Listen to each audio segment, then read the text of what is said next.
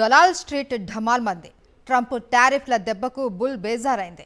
అమ్మకాల సునామీలో దేశీయ స్టాక్ మార్కెట్లు కొట్టుకుపోయాయి. సెకండ్ల వ్యవధిలో లక్షల కోట్ల సంపద ఆవిరైపోయింది.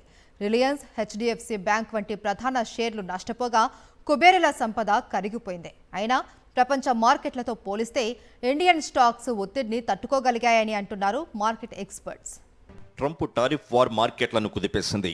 వాణిజ్య యుద్ధం, వృద్ధిపై ఆందోళనలు, మాంద్యం భయాలతో ప్రపంచ మార్కెట్లు అమ్మకాల సునామీని ఎదుర్కొన్నాయి. అదే ఎఫెక్ట్తో దేశీయ స్టాక్ మార్కెట్లు భారీ నష్టాల్లో ముగిశాయి. ఓ దశలో 4,000 పాయింట్లు పతనమైన సెన్సెక్స్ చివరికి 2,226 పాయింట్ల నష్టంతో 73,137 వద్ద ముగిసింది. నిఫ్టీ 742 పాయింట్ల నష్టంతో 22,161 వద్ద ముగిసింది.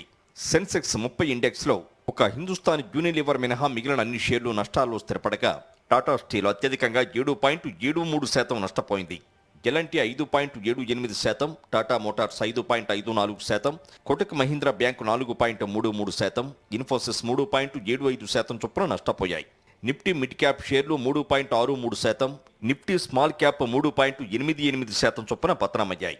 బ్యాంకు నిఫ్టీ సైతం 3.19% నష్టపోయి 49,860 వద్ద ముగిసింది.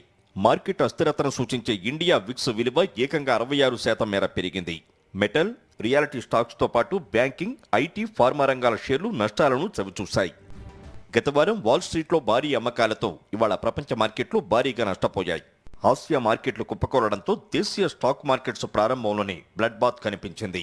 కేవలం 10 సెకండ్లలో 20 లక్షల కోట్ల సంపద ఆవిరైపోయిందంటే మార్కెట్ల పతనం ఏ స్థాయిలో ఉందో అర్థం చేసుకోవచ్చు.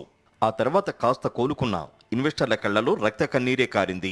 ఇవాళ ఒక్కరోజు బిఎస్సిలో మదుపర్ల సంపద 16 లక్షల కోట్లు కరిగిపోయింది. ఈ ప్రభావం దేశీయ కుబేరులపైన తీవ్రంగానే పడింది. టాప్ 4 బిలియనీర్స్ సంపద ఈ ఒక్కరోజే $10 బిలియన్ పైగా, అంటే దాదాపు 85,000 కోట్లు కరిగిపోయింది.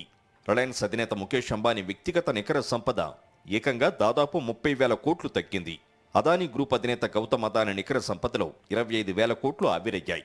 ఓపీ జిందాల్ గ్రూప్ అధినేత్రి సావిత్రి జిందాల్ నికర సంపదలో 18,000 కోట్లు కరిగిపోగా హెచ్సిఎల్ టెక్నాలజీస్ వ్యవస్థాపకుడు శివ్ నాడార్ వ్యక్తిగత నికర సంపద 12,000 కోట్లు తగ్గినట్లు ఫోర్బ్స్ రియల్ టైమ్ బిలియనీర్ జాబితా గణాంకాలు వెల్లడించాయి.